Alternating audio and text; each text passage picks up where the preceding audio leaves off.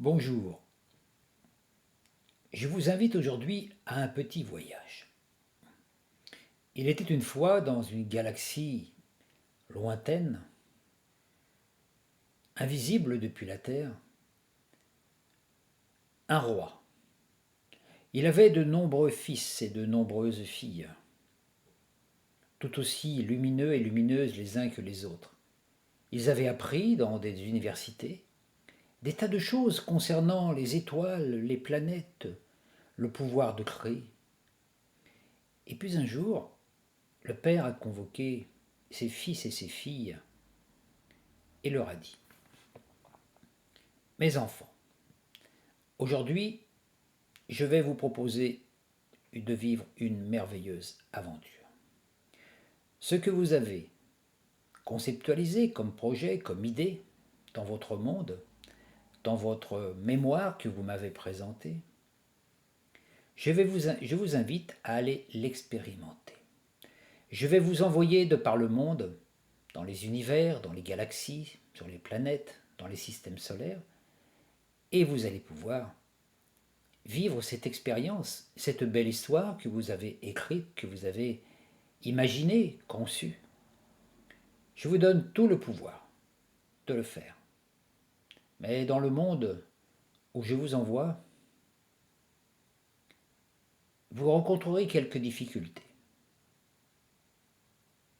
Parce que ces mondes dans lesquels je vous envoie, je ne les connais pas.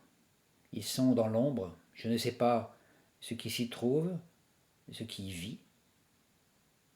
Et il sera peut-être difficile pour vous de vous souvenir, de vous rappeler d'où vous venez, ici.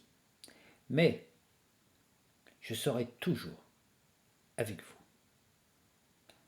Allez, mes enfants.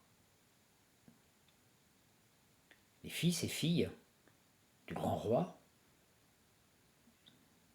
se projetèrent ainsi dans les différents univers, les systèmes solaires, les galaxies. Parmi tous ces enfants, il en était un qui s'appelait Sam.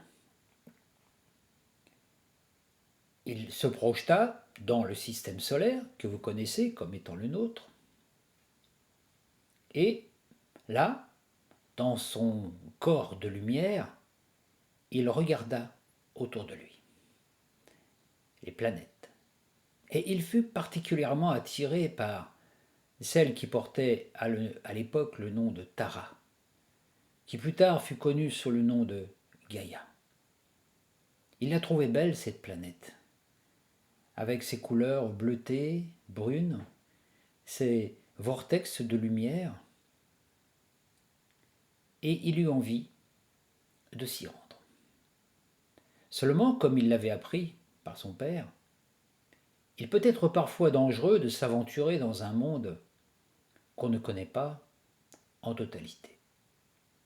Aussi, il s'intériorisa. Et à l'intérieur de sa conscience, il imagina un double de lui, une projection de lui, à son image et à sa ressemblance exactement de la même façon que lui. Et puis il prononça le verbe créateur, et quelques instants plus tard, il se trouva face à cet autre lui-même. Il y avait lui et l'autre qui était en face de lui, totalement identiques. Et ce double portait en lui le projet originel.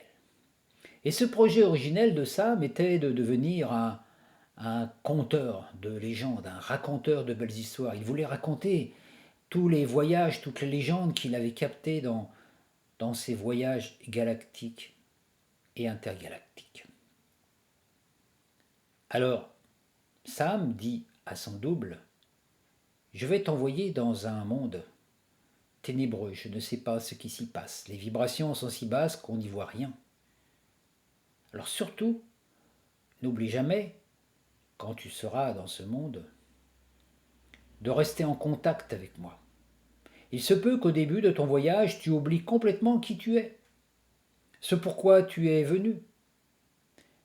Il se peut même que tu oublies le pouvoir que tu as de créer par la pensée, ton pouvoir magique. mais sache que je serai toujours là. Là, depuis le soleil, je veillerai sur toi. Je veillerai sur toi, je saurai tout de ton passé, de ton futur, à une seule condition. C'est que toi, tu communiques avec moi. Moi, je ne peux pas rétablir le contact avec toi. Mais une partie de moi demeure en toi puisque tu es un autre moi. Il faudra qu'un jour, dans ton cheminement, tu te souviennes de moi, que tu m'appelles. Alors je pourrai t'aider. Si tu ne m'appelles pas, je ne saurai pas ce que tu vis. Je ne pourrai pas t'aider. Alors le double de Sam fut envoyé sur la terre. Il traversa la ionosphère, la magnétosphère, la stratosphère, et il se retrouva dans une forme humaine sur la Terre. Dans cette forme humaine, qui ressemblait quelque peu à celle de son double, Sam, mais il avait perdu toute mémoire. La vibration était si basse dans le monde où il était qu'il avait perdu cette sensation d'être un avec les arbres, les plantes, la nature. Donc autour de lui, tout lui parut hostile. Il ne se souvenait plus de rien. Ni pourquoi il était là, ni comment il était venu, ni pourquoi il était venu. Il ne se souvenait plus de Sam, son double. Alors, il se mit en route. Il prit son bâton de pèlerin et il partit sur les routes. Il ne se souvenait même pas du fait qu'il était, par sa pensée, créateur de son chemin, du demain. À chaque fois qu'il pensait une chose, il tissait ce qu'il allait vivre demain. C'est ainsi que, ne sachant trop à qui se fier, par sa pensée, par son côté sensitif, il attira en lui, il aspira en lui des informations qui étaient contenues dans l'invisible. Parce que tout ce qui est dans l'invisible cherche un jour ou l'autre à devenir une réalité dans le visible. Mais ça se passe souvent dans l'inconscient. Aussi, le double de Sam sentait bien qu'il y avait quelque chose à faire, à vivre. Il cherchait l'amour, il cherchait la réussite, la créativité, à savoir pourquoi il était venu. Et il avait une sorte de nostalgie du soleil, de l'amour, des étoiles. Mais c'était diffus en lui. Et comme le monde autour de lui parut difficile, avec toutes ces formes qui paraissaient ennemies des animaux sauvages, le froid, la faim.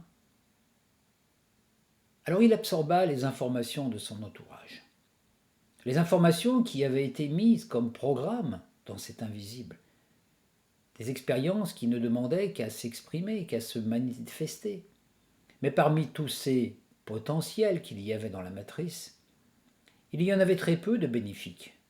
Il y en avait certains qui parlaient de maladies, de dégénérescence du corps, famine, pauvreté, guerre, violence. Et ainsi, commençant son chemin, il fut tenté. Tenté par des tas d'informations qui lui faisaient qu'il se méfiait des autres, qu'il avait peur des animaux, qu'il avait peur du feu, qu'il avait peur de tous les gens qu'il rencontrait. Et pendant toute sa vie, il tissa ainsi un futur rempli de peur, d'angoisse. Mais il ne savait pas cela. Aussi, quand il mourut, parce qu'il était dans un corps qui ne pouvait pas durer, il reprit contact avec Sam. Et Sam lui dit « Je n'ai pas été au courant de ce que tu as vécu. Tu ne m'as rien dit. Je ne peux pas t'aider tant que tu ne nourris pas le concept, le projet pour lequel je t'ai créé, qui est déposé là où tu es dans cette matrice de vie. Je ne peux pas te donner l'énergie pour concrétiser ce que j'ai conçu pour toi. Si tu ne me donnes pas ton énergie, ton attention, je ne peux pas en contrepartie te nourrir, t'aider à réaliser ce merveilleux projet que nous avons conçu ensemble. Il en sera ainsi tant que tu chemineras en ne nourrissant que des idées, des potentiels mauvais qui te font du mal à toi et à ton entourage. Cela peut durer longtemps. De vie en vie, tu reviendras. Nous avons choisi ensemble cette expérience de dédoublement. Elle durera 25 000 ans. Il y aura une porte, la porte du passé, la porte du futur. Et au fur et à mesure de ton avancée, les deux portes se rejoindront. Le temps se rétrécira, le passé et le futur finiront par se rencontrer dans le présent. Et ce jour-là, tu seras face à moi. Certains dans ton monde appelleront ça le jugement dernier. Tu seras face à moi, et là, je verrai si je peux te réintégrer en moi pour que nous puissions partir, faire une expérience dans un autre système solaire, dans une autre galaxie. Ou si tu n'as pas réussi à réaliser le projet pour lequel je t'ai créé, tu m'entraîneras malgré toi dans un autre cycle de dédoublement où nous devrons tout recommencer, du départ à la fin, pendant 25 000 ans. Et si à la fin de ce nouveau cycle tu n'as pas encore réussi, nous continuerons ainsi. Et ainsi je serai prisonnier de toi, de tes pensées, comme toi tu seras prisonnier de moi. Nous serons ensemble, mais nous ne pourrons pas réaliser ce meilleur potentiel pour lequel je t'ai créé à l'origine, pour lequel le Père céleste, le roi qui nous a envoyés ici, notre Père à tous, avait conçu quelque chose de magnifique. Tu vas te réincarner dans un corps, et le corps dans lequel tu vas te réincarner va être constitué à partir des mémoires de ce que tu as tissé dans ton passé. Toutes les bonnes idées, toutes les mauvaises idées, tous les bons futurs, tous les mauvais futurs que tu as pu imaginer, c'est à partir de ces mémoires que tu vas te créer un nouveau corps et que tu vas continuer le périple. Ainsi, tu vas cheminer du passé vers le futur. Tu vas traverser des terres, les terres du milieu, des terres d'ombre, des terres de lumière, et à chaque instant, je serai avec toi. Mais souviens-toi, je ne pourrai jamais t'aider tant que tu n'auras pas repris contact avec moi, car je ne sais rien de toi. Quand tu es dans ce monde, je ne te vois pas, je ne t'entends pas. Je suis ton ami, je suis ton double, mais aussi ton père. Tu pourras m'appeler père, et à chaque fois que tu m'appelleras père, dans ton cœur, je serai là pour t'apporter les informations. Le double de Sam fut ainsi projeté dans une nouvelle incarnation. Mais là encore, les mémoires de sa première incarnation provoquèrent des interférences. Et ainsi, de vie en vie, pendant tout ce cycle de 25 000 ans, le double de Sam se réincarna. Il expérimenta une multitude de mauvais potentiels. Des guerres, des violences, des famines, des combats, mais aussi des belles choses, des périodes d'amour, d'abondance, de joie. Mais jamais il ne trouvait la plénitude. Il lui manquait toujours quelque chose. Un soir, au moment de s'endormir, il eut une vision. Son double lui apparut en rêve et lui dit « Frère, toi qui es sur la terre, toi qui es moi, pourquoi ne m'appelles-tu pas? Pourquoi ne me reconnais-tu pas? Chaque nuit, je viens en toi pour t'apporter des informations, pour t'aider à vivre des choses magnifiques, mais je ne sais rien de ce que tu vis. Alors peut-être que je t'envoie des informations qui ne te servent à rien. Mais si tu me dis rien, je ne connais rien de toi, comment veux-tu que je t'aide? N'oublie pas chaque soir, avant de t'endormir, de te connecter à moi, de me dire ce que tu as comme problème, ce que tu souffres dans ton corps, ce que tu voudrais vivre, et je t'enverrai les informations.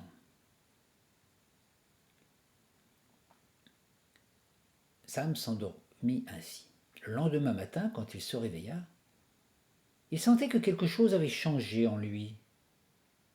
Et à peine les yeux ouverts, il repensa à ce rêve du soir, à ce double, et il se dit, est-ce réel? Est-ce une illusion? Mais une petite voix en lui disait, non, ce n'est pas une illusion, c'est la vérité. Ce qui est dans l'invisible cherche toujours à se manifester dans le visible. Ce que toi tu appelles le futur n'est jamais que l'invisible.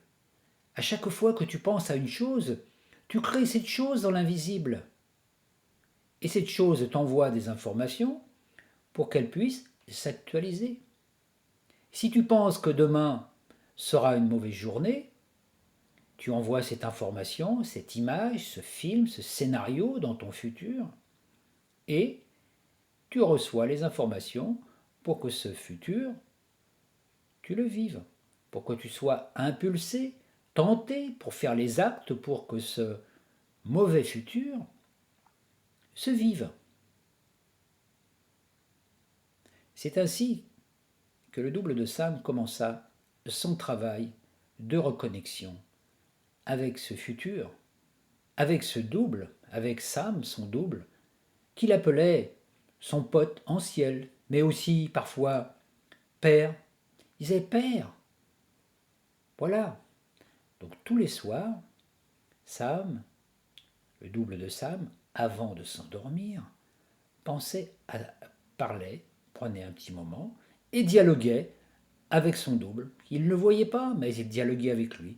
Il lui racontait toute sa journée à l'envers, tout ce qu'il avait vécu, toutes les souffrances qu'il avait, tous les besoins qu'il avait, aussi bien les souffrances de son corps et tout. Et il disait à son double, voilà, j'ai tel problème, envoie-moi la solution, s'il te plaît. Et pendant la nuit, une partie de lui partait dans les mondes futurs pour aller chercher des solutions. Et pendant ce temps, Sam, son double, entrait dans son corps d'énergie, et y apportait les informations relatives à ce meilleur potentiel, à ce projet qu'ils avaient conçu ensemble. Et puis aussi, il lui apportait les réponses dont il avait besoin. Quand le double de Sam se réveillait le matin, il avait en lui toutes ces informations, toutes ces réponses qui lui avaient été données par son Père céleste qui demeurait dans le passé, dans le futur, dans les autres dimensions, tout à la fois, dans le présent. Et c'est ainsi qu'il apprit que chaque pensée de chaque jour tisse le futur et que le futur modifie le présent. Et que si il était en connexion permanente avec son double, Sam, il n'aurait dans sa vie qu'un bon potentiel futur. Et son double lui révéla autre chose. Il lui dit, tu sais, quand tu t'endors le soir, si tu ne te confies pas à moi, si tu ne penses pas à moi parce que tu ne portes pas attention, comme si je n'existais pas, bah tu vas automatiquement aller dans le futur, mais dans le futur du potentiel collectif, là où il y a toutes les idées, toutes les pensées, tous les scénarios qui ont été imaginés par tous les humains sur la Terre, qui sont dans la souffrance, qui ne sont pas connectés ou qui ont des désirs. À chaque fois qu'un être humain émet un désir, il met 40 jours à se conceptualiser dans ce futur et ensuite il est disponible à tout le monde. Mais tant que tu vas chercher un futur,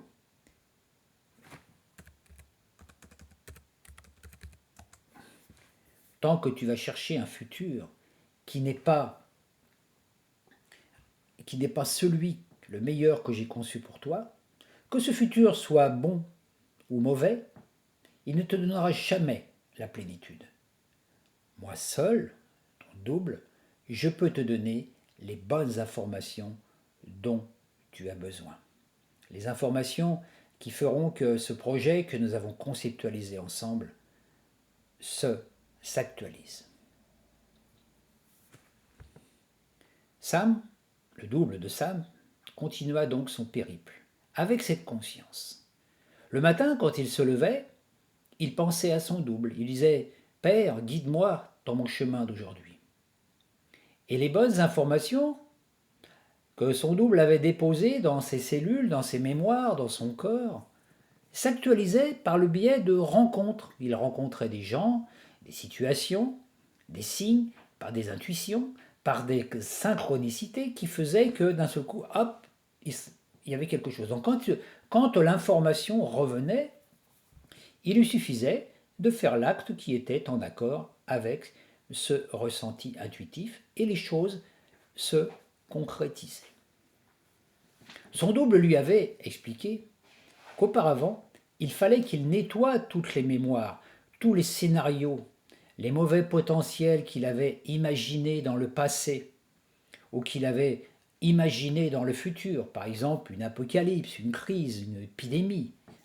Toutes ces choses-là, il fallait qu'il les évacue de sa pensée. Mais cela ne pouvait se faire que s'il demandait à son double de le faire. Donc chaque soir, il demandait à son double de pouvoir nettoyer toutes les mauvaises pensées, les mauvais scénarios, les mauvaises images qu'il avait pu imaginer tout au long de ses vies, depuis 25 000 ans, et toutes celles qui étaient encore dans son futur capables de s'actualiser. Pendant la nuit, le double accomplissait ce travail de nettoyage. Et le lendemain, quand il se réveillait, il avait deux potentialités en lui, c'est-à-dire toutes les bonnes informations que lui avait données son double, et aussi toutes ces mémoires qu'il avait demandé à désactiver. Aussi, une chose ne peut être actualisée que lorsqu'il y a un acte qui va déclencher le processus ou une pensée qui va déclencher le processus. Ainsi, à chaque fois qu'il demandait de nettoyer, par exemple, une mémoire d'une rancune ou d'une rancune qu'il avait vis-à-vis de quelqu'un, donc il accomplissait ce travail de pardon à l'intérieur, son double l'accompagnait dans cela, et après il disait, bon, ça y est, j'ai pardonné à cette personne. Mais pendant la journée, le double de Sam recevait parfois des informations par rapport à cette personne. Donc il pouvait rencontrer, par exemple, la personne à qui il avait pardonné, ou une personne allait lui parler de cette personne. Et au moment où il se trouvait face à cette situation, où on lui reparlait de cette personne à qui il avait pardonné, c'est là que par sa façon d'être, de ressentir, il allait pouvoir actualiser ce qui avait été vécu, donc le pardon, en ressentant vraiment qu'il avait pardonné à cette personne parce qu'il n'avait plus de rancune, il la voyait différemment, soit ce pardon était actualisé, soit il avait tendance à revoir encore les vieilles images ou les vieilles rancunes qu'il avait vis-à-vis de ces personnes et ainsi réactualiser en lui les mauvais potentiels, les mauvaises images qu'il avait vis-à-vis de cette personne ou vis-à-vis de lui-même ou vis-à-vis de sa vie sociale, de sa vie amicale, de sa vie affective, etc. Donc c'était un long travail qui faisait que, alors quand il loupait l'information, quand il retombait dans les mauvaises habitudes, par exemple de réactiver une rancune vis-à-vis de quelqu'un, il est obligé de refaire le travail le soir avec son double.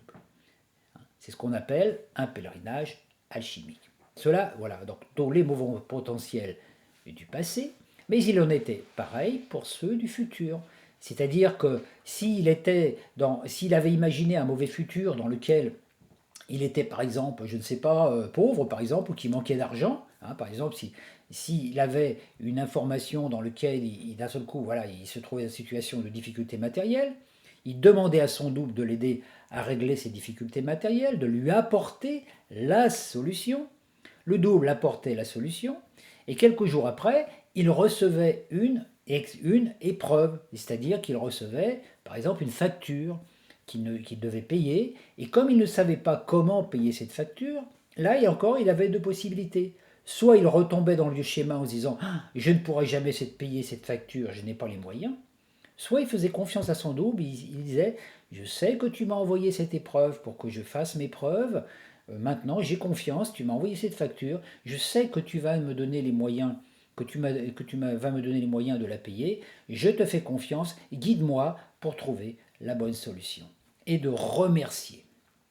Ainsi, petit à petit, il nettoya son futur et son passé, et jusqu'à un moment où, toute la journée, et pendant la nuit aussi, il ne pensait qu'au projet de son double. Alors au début, il se demandait, oui, mais c'est quoi le projet de mon double? Et son double lui a répondu, lui a dit, c'est pas difficile. Quand tu es venu sur cette terre pour créer quelque chose, pour vivre, pour exprimer ta joie de vivre, pour être heureux, hein, pour vivre, voilà, c'est pour vivre vraiment la plénitude, pour avoir la joie de créer et de partager. Il dit à chaque fois que tu fais quelque chose qui te donne de la joie, qui te donne un sentiment de gratitude et de plénitude, parce que tu aimes faire cette chose, sache que je suis là, parce que je reste en contact avec toi dès que tu es dans un état de gratitude et de joie. Et je t'apporte les informations pour t'aider à concrétiser cela.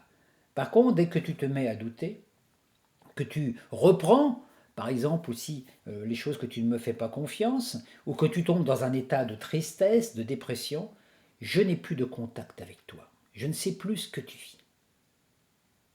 Par contre, il est important une chose, c'est que lorsque je t'envoie une information, suite à quelque chose que tu as demandé, quand cette chose vient à toi, si elle ne convient pas à ce que tu as demandé vraiment, n'accepte pas. Dis ah non, ça ce n'est pas exactement ce que j'ai demandé et le soir ou même dans l'instant, envoie-moi l'information pour me dire que je t'ai envoyé une information qui ne correspondait pas à ce que tu as demandé. Parce que si tu me ne dis pas, je ne le sais pas. Et je peux t'envoyer des informations qui ne sont pas nécessairement celles dont tu as besoin. J'ai besoin de toi pour conceptualiser ton futur, qui va devenir ton présent, et qui sera aussi donc pour moi mon passé, ainsi jusqu'à la fin des temps. Il n'y a donc plus qu'une chose à faire dans ta vie. Ne pense jamais à quelque chose que tu ne veux pas vivre. Ne pense jamais pour quelqu'un d'autre non plus quelque chose que tu n'aimerais pas vivre. Donc n'envoie jamais et ne nourris jamais de mauvaises pensées, que ce soit pour toi ou pour les autres. Ne visualise jamais de situations catastrophiques, de maladies. Ne donne pas ton attention, parce que l'attention est créatrice. Tant que tu ne portes pas attention à moi, c'est comme si je n'existais pas. Je ne peux communiquer avec toi que par l'attention que tu me donnes, parce que l'attention, c'est de l'énergie. Quand tu ne portes pas attention à quelque chose, c'est que tu crois que cette chose n'existe pas. Et si tu crois que je n'existe pas, si tu ne penses pas à moi, je ne peux absolument rien pour toi parce que je ne sais pas ce que tu fais, je ne sais pas ce que tu vis, tu ne me reconnais pas, donc moi je ne peux pas te reconnaître car je ne suis absolument pas au courant de ce que tu vis dans ce monde. Je t'ai envoyé dans ce monde pour, avec de la lumière, avec un magnifique projet, pour que tu puisses éclairer ce monde avec cette lumière que je t'envoie sous le concept. Tu avais choisi, avec moi, souviens-toi, d'être un raconteur d'histoire, un raconteur de légendes, pour éclairer le monde, parce que c'est cela que nous avions conçu ensemble. Il suffit que tu restes dans ça et que tout ce que tu fais nourrit cela, et que tout ce qui t'éloigne de cela, tu ne lui donnes aucune attention. Dans ta journée, tu vas recevoir, du monde où tu vis, beaucoup d'ombre. Plus tu vas essayer de rayonner et d'être en contact avec moi, plus tu vas avoir beaucoup d'ombre. Tous ces tentateurs qui demeurent dans ce mauvais futur, tous ces gens qui inconsciemment nourrissent des mauvais potentiels pour l'humanité, qui pense qu'il va y avoir la fin du monde, la souffrance, la pénurie, les crises, les rumeurs, etc. Dès l'instant que cette énergie-là vient vers toi et qu'essaye de t'enfermer, il faut que tu te connectes avec moi et que tu rayonnes davantage de lumière. Ne lutte pas contre l'ombre. Il ne sert à rien de lutter contre ces tentateurs. Mais quand la lumière, quand l'ombre vient vers toi, active ta lumière, simplement. La lumière éclaire l'ombre. Tant que tu veux utiliser ta lumière ou ta pensée pour lutter contre ceux qui actualisent l'ombre, les gens de ton entourage, les médias, hein, c'est certaines personnes qui veulent la guerre et qui veulent la violence sur la terre, tant que tu luttes contre ces gens, tu utilises ta lumière pour lutter contre l'ombre. Et là, tu restes dans le combat. Il n'y a pas à lutter. Il y a simplement à activer autre chose. Donc je te répète, quand l'ombre vient vers toi, que ce soit une ombre qui vienne de toi, de tes mauvaises pensées, du passé ou du futur ou autre, active ta lumière, rayonne ta lumière. Plus l'ombre vient, plus il faut intensifier ta lumière jusqu'à ce que tu vives dans une espèce de belle boule de lumière luminescente, etc. Et au sein de cette boule, assis comme un enfant, connecté à moi, crée ta réalité. Le projet que nous avons conceptualisé ensemble, c'est cela qu'il faut faire. Ne donne ton attention qu'aux choses que tu veux vivre. Ne crée jamais de mauvais potentiel ni pour toi, ni pour l'humanité. Quand tu rencontres un être, un ami, malade, qui te parle de sa maladie, c'est de l'ombre qui va rentrer en toi. Toi, il faut que tu aies. Toi, si tu te laisses absorber par cette ombre, tu vas te sentir dans une compassion, mais aussi une restriction. Par contre, tu peux accepter cette ombre et toi, tu vas activer la lumière. Tu vas rayonner cette lumière autour de toi et tu vas envoyer à cette personne une pensée de guérison. Tu vas la voir totalement guérie, totalement rétablie dans son état naturel de santé. Voilà, tu dis, voilà, l'information, tu envoies une information de lumière. Et quand tu envoies cette information de lumière, la personne, cet ami, va accepter ou non. Peut-être que, mais de toute façon, il va la recevoir. Donc il va recevoir une lumière. Et lui, s'il est en contact avec son double va lui dire, ben voilà, maintenant tu peux être guéri. Donc ainsi, tu peux pouvoir guérir toute chose. À chaque fois, tu vas aller dans un lieu, que tu vas rencontrer un arbre malade, tu peux faire la même chose. Quand tu vas te trouver sur un lieu dans lequel il y a eu des mémoires difficiles, par exemple des violences, ou peut-être quand tu entres dans une maison dans laquelle il y a eu des gens qui ont vécu là et qui étaient en conflit, tu vas pouvoir réharmoniser la maison simplement par ta présence. Rien à faire. Tu vas aller vers une source sacrée, hein, voilà, mais tu vas simplement par ta présence réactiver la source sacrée pour que tous les gens qui viennent à cette source ressentent de plus en plus d'énergie. Donc ta vie devient simplement après une vie où tu vas sacraliser, rendre sacré tout ce qui a été coupé du sacré. À partir de là, je serai toujours avec toi. Ce n'est pas toi qui feras le travail, je le ferai à travers toi. C'est-à-dire que je serai toi en toi. Ton corps, ta conscience, me servira à me manifester dans ce monde sans que je sois prisonnier de cela. Et quand viendra la fin des temps, nous serons face à face et comme nous serons je t'ai créé à mon image, tu seras devenu à ma ressemblance, nous fusionnerons dans le présent et dans l'instant présent, tu te réintégreras en moi et nous aurons fini ce périple.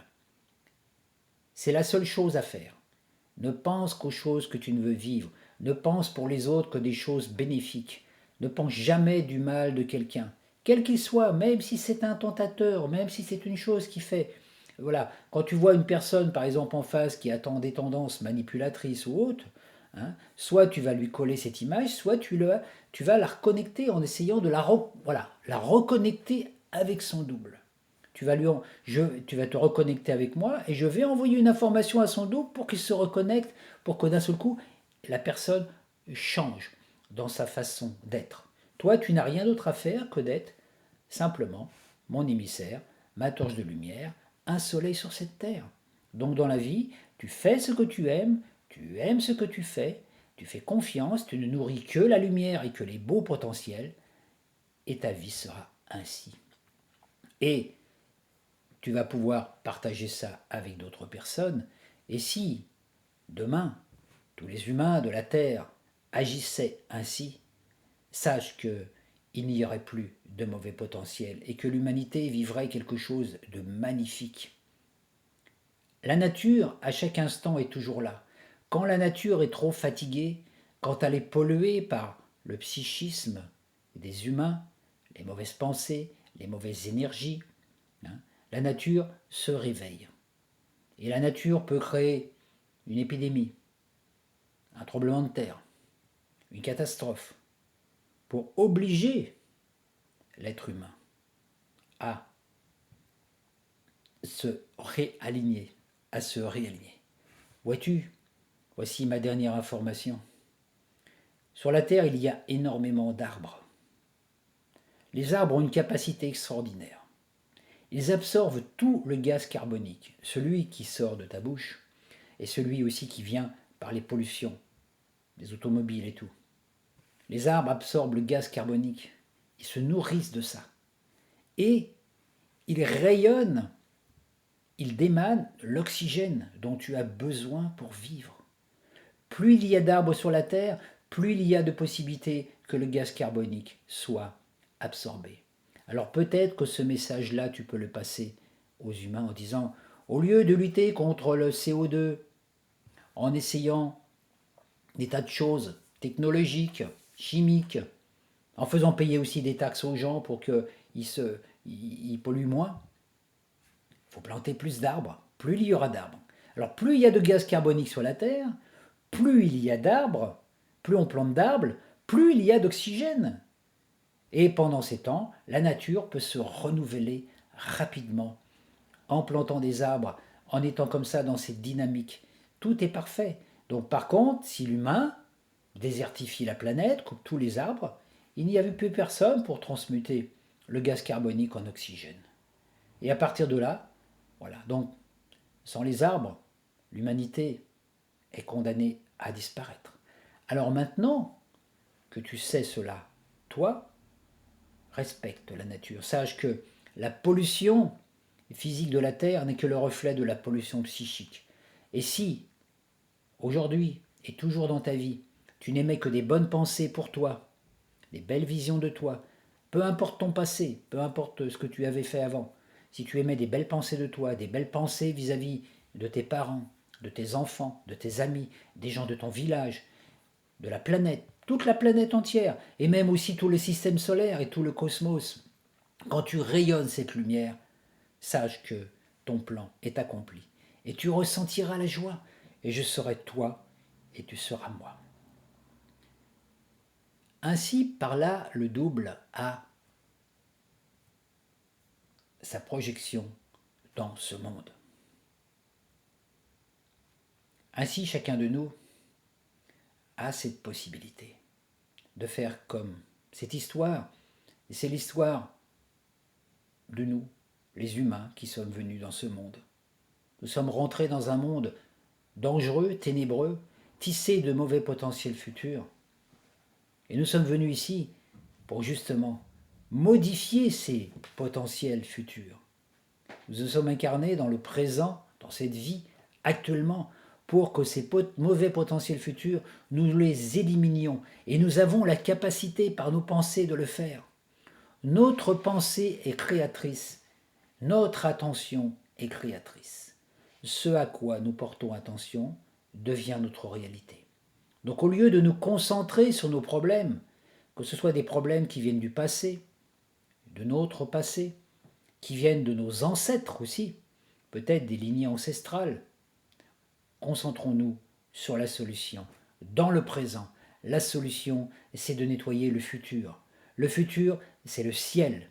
Et quand le ciel est délivré de tous les nuages, le soleil apparaît. Alors au lieu de nous voir un futur négatif, où nous serons contraints de vivre avec peut-être des masques ou avec des vaccins, etc., concentrons-nous sur le futur que nous voulons vivre. un nouveau ciel égale une nouvelle terre. Le ciel, c'est la conscience, et c'est dans ce ciel que demeure notre double qu'on appelle le potentiel, celui qui est là. Vous voyez, et aussi le potentiel, c'est aussi le potentiel, le pot qui est au pied de l'arc. Vous voyez, du rayonnement de tout l'arc-en-ciel. Hein, l'arc-en-ciel, vous voyez, c'est fou. On dit le pot d'or au pied de l'arc-en-ciel. Nous sommes là, nous avons donc tous cette possibilité aujourd'hui. Alors, on ne peut pas imposer cette vision au collectif, mais chacun de nous peut le vivre. Donc, imaginez un nouveau ciel, un beau ciel. Hein, comme je vous dis, le ciel, c'est l'invisible, c'est le futur. Ce qu'on conceptualise dans l'invisible, dans le futur, revient vers nous et nous influe dans notre présent pour que nous accomplissions les actes, pour que ce futur que nous avions imaginé devienne notre réalité. À nous de concevoir et de conceptualiser un beau futur en oubliant tous les mauvais futurs que nous avons pu imaginer ou autres, et à partir de là, tout sera résolu. Je vous remercie de votre écoute.